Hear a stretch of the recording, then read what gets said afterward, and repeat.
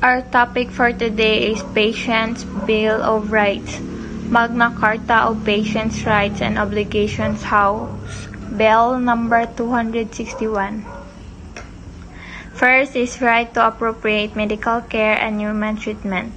Every person has a right to health and medical care corresponding to his state of health, without any discrimination and within the limits of the resources, manpower, and competence available for health and medical care at the relevant time. The patient has the right to appropriate health and medical care of good quality. In the course of such care, his human dignity, convictions, integrity, individual needs, and culture shall be respected.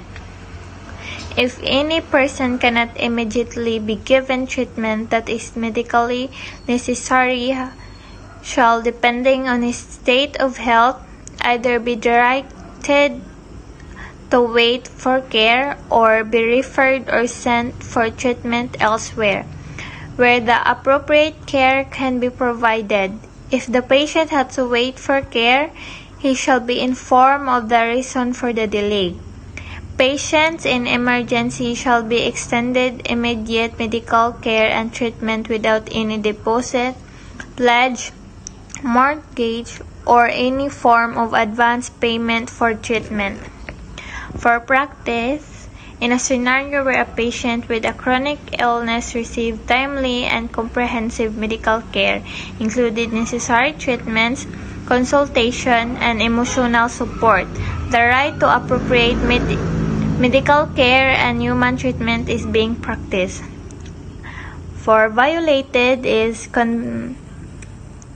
if a marginalized individual faces discrimination or denial of medical services based on factors such as ethnicity or socio-economic status, the right to appropriate medical care and human treatment is being violated. Hello, good day everyone. Good day, Miss. So, right to informed consent. So, presented by Rebal Joseph. So, the right to informed consent is a fundamental principle in healthcare that ensures patients have the autonomy to make informed decisions about their medical care.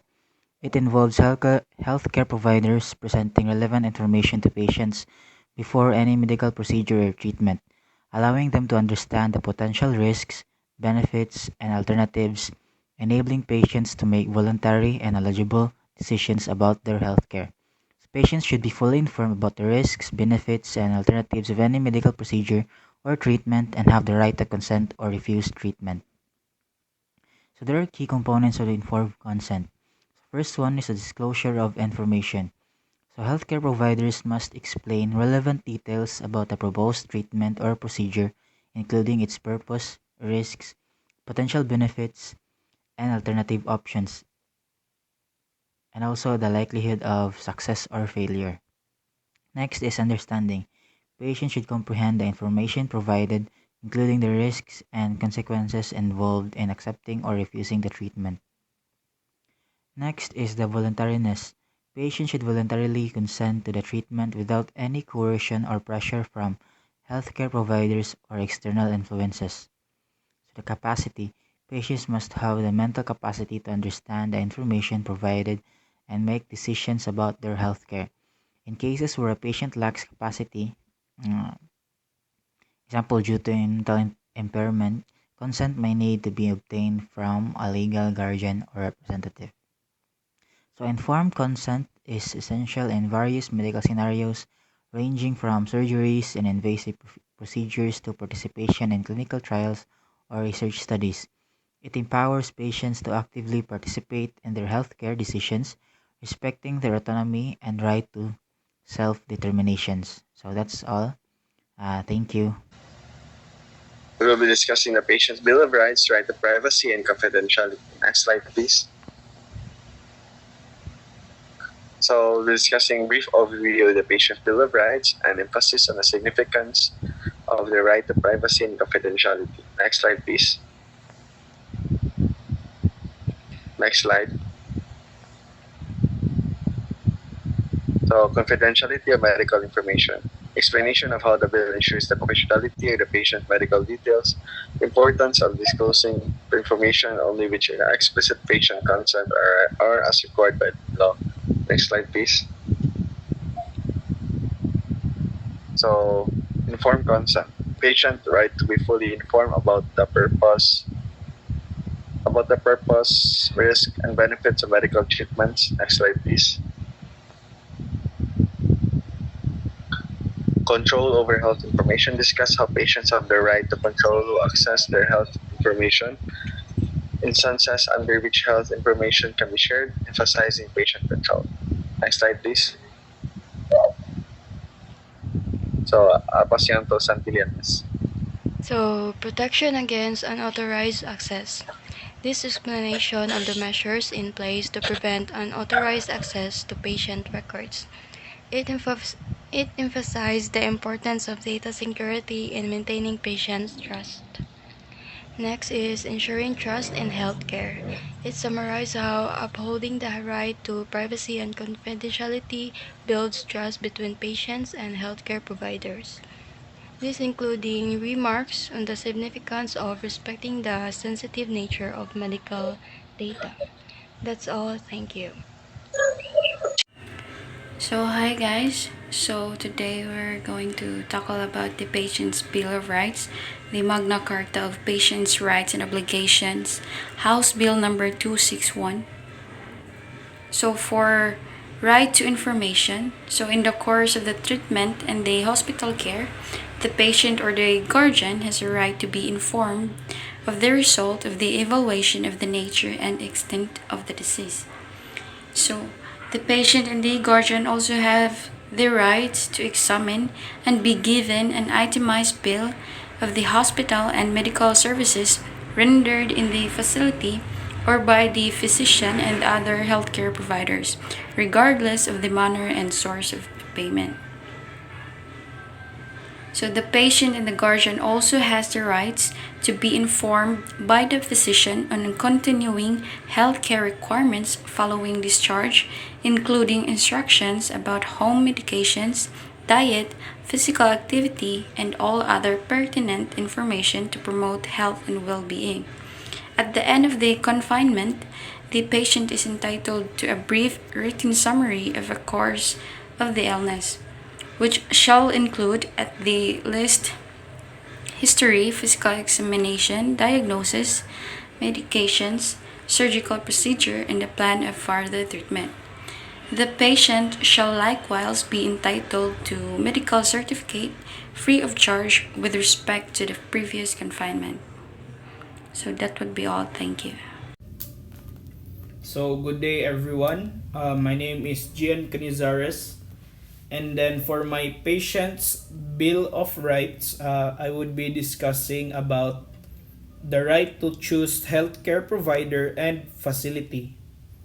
So by definition, the patient is free to choose the healthcare provider to serve him or her, as well as the facility, except when he or she is under the care of a service facility or when public health and safety so demands, or when the patient expressly waives this right in writing. So the patient also has the right to discuss their condition with a consultant specialist at the patient's request and expense.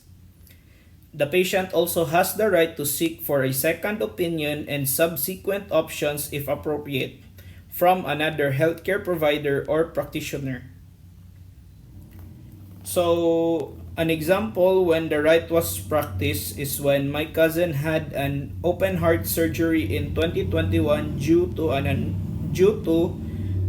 aneurysm. He was still not sure which hospital he wanted to be admitted and operated. His choices were between Chonghua Hospital in Fuente Osmeña, Cebu City, and St. Luke's Medical Center in Taguig City, Manila.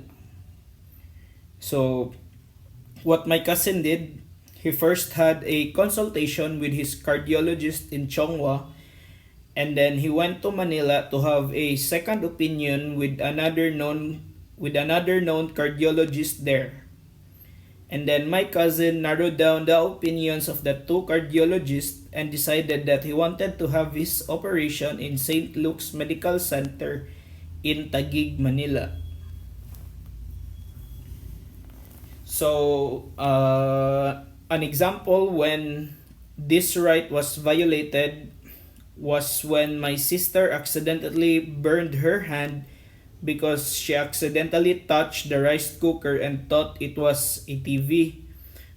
Kay naanad akong manghod na kanang kanabitong red button sa TV iyahang kwan pisliton niya, and then she mistakenly kanang gatuo siya na kanang ang rice cooker kay TV, sumoto iyang gihikap, sumotong napaso siya. And then after the accident happened, our maid was rattled because of the accident, and then moto na nakadecide among maid na iyahang butangan og suka ang kamot sa akong manghod. And then after applying vinegar sa kamot sa akong manghod, ang hand sa akong manghod began to swell, and that is when I decided na moadto mig hospital to get it treated by professionals. And then when we arrived at a certain hospital in Cebu City, they refused to treat my sister kay they will require insurance.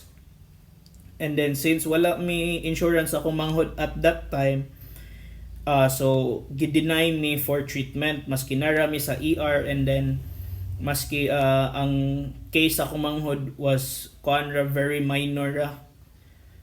And then so what we did, so ni transfer me og other hospital, and then after transferring to another hospital, my sister was treated. And then after pag-treat sa ako ang sister sa katuyang kuan paso, gibayra na mo ang kuan dayon amo ang bill.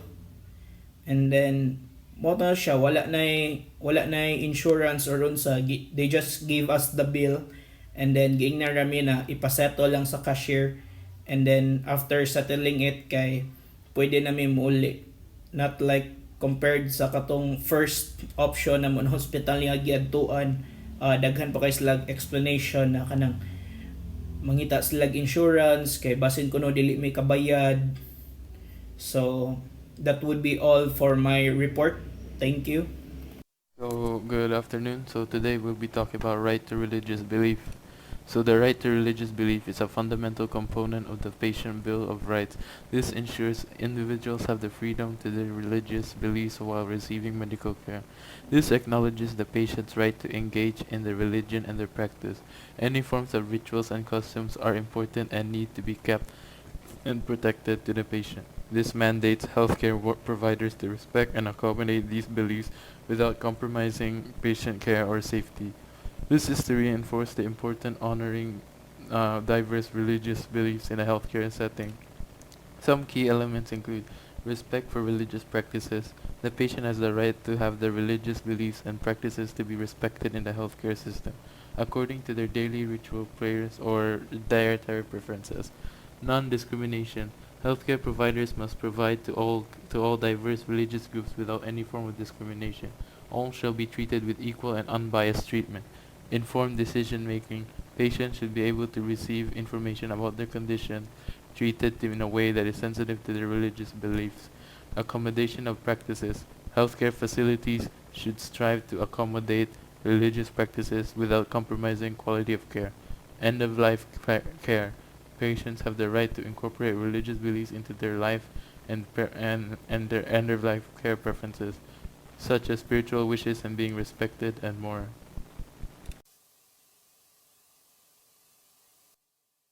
Understanding the right to religious belief and its components is crucial for fostering a society that values diversity and respects individual freedom. So this right often ensured in legal and ethical frameworks. So it recognizes the inherent human's need for spiritual and moral guidance. It not only safeguards the individual's freedom to choose, practice, and change their religion, but also promote tolerance and peaceful coexistence among people with diverse beliefs. So the components of right to religious belief encompass not only the freedom of worship but also the freedom to manifest one's religion or beliefs in practice, observance, and also teaching. So this extends beyond private worship to include public expressions of faith, such as rituals, attire, and religious teaching. Additionally, protecting the right to religious belief involves ensuring that individuals are not um, uh, discriminated or against based on their faith. By understanding and upholding these components, societies and can build a foundation for social harmony, fostering an atmosphere where people of various religious backgrounds can coexist peacefully, contributing to more a inclusive and tolerant world. The right to medical records. In the Philippines, the patients have the right to access their medical records. This right is supported by various laws and regulations that prioritize patients' confidentiality and empowerment. One key piece of legislation that addresses this right is the Data Privacy Act of 2012. Next, the Data Privacy Act, in which this establishes the principles and requirements for the protection of personal information, including health-related data. This law also emphasizes the rights of individuals to access their personal information, including medical records. Next is the patient's rights. So the Patient's Bill of Rights, Republic Act 9439 outlines the rights and responsibilities of patients in healthcare settings in the Philippines. This includes the right to privacy, which encompasses the right to access one's medical records. Next is requesting medical records. So the patients in the Philippines can request access to the medical records from healthcare providers. So the process for making such requests may involve submitting a formal written request to the healthcare facility. Next is the authorization. So in some cases, healthcare providers may require patients to provide written authorizations before releasing medical records. So this is to ensure that the release of sensitive health information complies with the privacy laws. Next is the fees. So while the Data Privacy Act allows individuals to access their personal information, healthcare providers may charge a reasonable fee for the reproduction of medical records. However, this fee should be reasonable and in accordance with the guidance set by the National Privacy Commission. Next is the practicing of the rights. So, for example, suppose a patient named Maria has been undergoing treatment for a specific medical condition at a private hospital in the Philippines. So, Maria decided to seek a second opinion from other healthcare provider in a different hospital. So, in this scenario, Maria exercises her right to access her medical records by submitting a formal request to the hospital where she initially received treatment.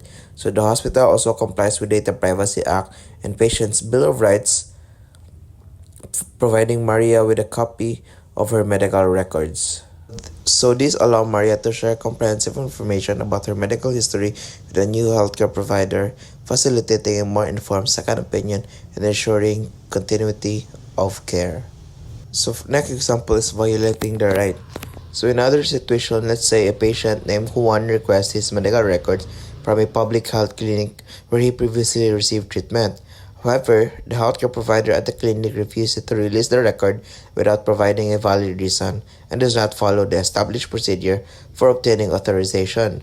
So this refusal to grant access to one's medical records without proper justification and without adhering to the privacy regulation outlined in the Data Privacy Act and Patients' Bill of Rights constitutes a violation of one's right to access his medical information.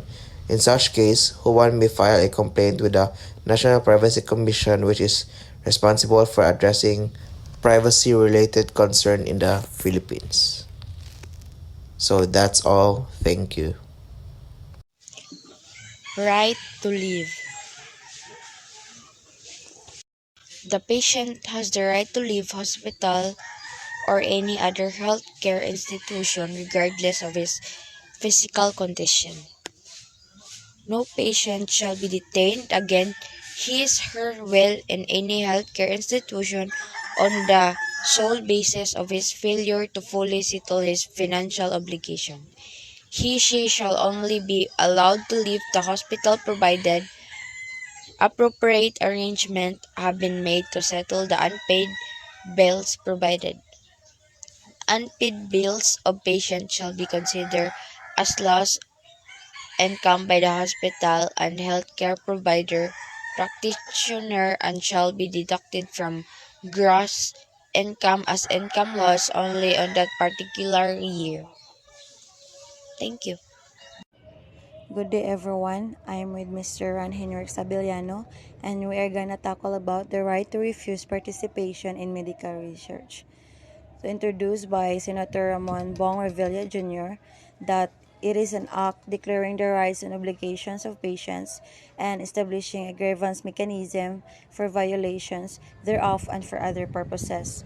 In Title 3, Declaration of Rights, Section 4, The Rights of Patients. The following rights of the patient shall be respected by all those involved in his care. In Section 4, Number 10, Right to refuse participation in medical research. The patient has the right to be advised if the healthcare provider plans to involve him in medical research, including but not limited to human experimentation, which may be performed only with the written informed consent of the patient. So hi, I'm Ran Sevillano and I'll be continuing discussing the examples of right to refuse participation in medical research. So examples, scenarios, so in practice situation, so a patient is diagnosed with a rare medical condition and it is recommended to participate in a clinical trial exploring a new treatment. The healthcare provider informs the patient about the research, discusses the potential benefit and risks, and provides detailed information through the informed consent process. So the practice of right. So the patient, after due consideration, decides not to participate in the medical research. The healthcare provider respects the patient's decision and continues to provide alternative treatment and options tailored to the patient's preference. So in violated situation, so here is the scenario. A patient is admitted to the hospital for a routine procedure and without inadequate explanation or informed consent to the healthcare provider includes the patient in a medical research studying involve experimental drugs. So the patient is unaware of their participation and the potential risks associated with the research. So it is a violation of right. So in this case, the right to refuse participation in medical research is violated as the patient was not properly informed or given the opportunity to consent. So this undermines the principle of voluntary participation and the infringe of on the patient's autonomy and right to make informed decisions about their medical care. And that will be all. Thank you. So this is my presentation, Merkizia Rondina. The topic of the right to correspondence and to receive visitors. The patient has the right to communicate with the relatives and other persons and to receive visitors subject to reasonable limits prescribed by the rules and regulations of the healthcare institution. The next is responsibilities receiving visitors to include like receiving visitors at the front desk by greeting, welcoming, directing, and announcing them appropriately, answering, screening, and forwarding incoming phone calls, receiving and sorting daily mail. So, good afternoon, everyone. Good afternoon, Miss. I am here to report about the rights to express grievances. So, the rights to express grievances. The patients have the right to express grievances or complaints about the care they receive. This may involve a formal complaint process within a healthcare institution or regulatory body. So the right to express grievances is a fundamental aspect of patients' rights and is generally included in various healthcare-related bills, laws, or codes of conduct. While the specifics can vary by jurisdiction, the right to express grievances commonly includes the following principles: complaints and grievances, access to grievance process, confidentiality and non-retaliation, timely response, information about rights, and advocacy and support. So, here is a situation where the right to express grievances is being practiced. So, for instance, a patient is admitted to a hospital for scheduled surgery. So, in this case, the right to express grievances becomes particularly relevant if the patient encounters issues related to the quality of care or communication during their hospital stay. So, suppose the patient undergoes surgery and experiences complications during the post-operative period. They may feel dissatisfied with the level of information provided by healthcare providers about the complications, the treatment plan, or the expected recovery process. So, in this situation, the patient has the right to express grievances. The patient might choose to communicate their concerns formally by filing a complaint with the hospital's patient advocacy or grievance department. So this can be done through written documentation, an online portal, or by speaking with a hospital representative. So the hospital, in turn, is obligated to follow a structured process to investigate the grievance, involving relevant healthcare professionals and administrators. So, the right to express grievances ensures that the patient's concerns are taken seriously and the hospital is prompted to address any shortcomings in care, communication, or overall patient experience.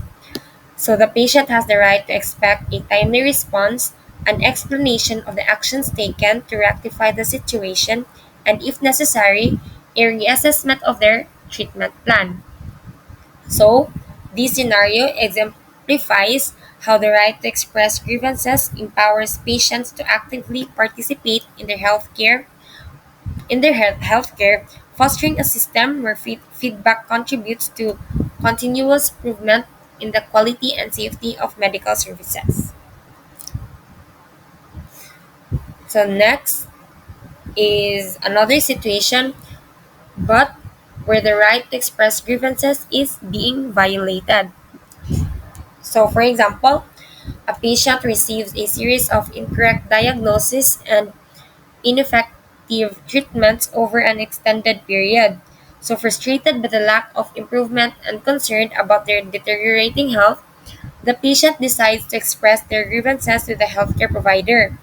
However, when attempting to voice their concerns, the patient encounters resistance and dismissive behavior from the medical staff. So the healthcare provider not only fails to acknowledge the errors in diagnosis and treatment but also attempts to silence the patient by downplaying their symptoms and insisting that they should trust the expertise of the healthcare professionals without question. So, like in this scenario, the right to express grievances is violated as the patient is met with resistance, intimidation, and a refusal to engage in an open and constructive dialogue about the shortcomings in their care. So, this undermines the patient's ability to actively participate in their healthcare decisions and impedes the necessary steps toward improving the quality of care they receive. And thank you. That's all for my report about rights of grievance, express grievances. Thank you. So, good morning everyone. I'm Franco Estrada and I'm here to report about the right to be informed of his rights and obligation as a right to be informed of his rights and obligation as a patient. So, one of the key rights often included in such document is the right to be informed. This right ensures that patients have the right to receive clear and understandable information about their medical condition, proposed treatments, potential risks and benefits, and alternatives. The specifics of these rights can vary by jurisdiction, but the general principles often include right to information. So patients have the right to receive accurate and easily understandable information about their medical condition, proposed treatments, and potential risk benefit. Inform consent. Second, so patients have the right to be fully informed about the risks and benefits of any proposed medical intervention and to give or withhold their informed consent. Third, is the access to medical records. So patients generally have the right to access their medical records and request corrections. Fourth is confidentiality. Patients have the right to expect that their medical information will be kept confidential. Fifth is the respect and dignity. So patients have the right to be treated with respect, dignity, and consideration for their culture, psychosocial, and spiritual values. Lastly, choice of providers. In some cases, patients may have the right to choose their healthcare providers and be informed about any financial interest their provider may have, and also complaints and grievances. So patients have the right to voice complaints and grievances about their care without fear of reprisal. If House Bill number 261 is specific to a certain jurisdiction or has been enacted or updated after my last update in January 2022, I recommend checking the latest legal sources or official government websites for the most current and accurate information on the rights and obligations outlined in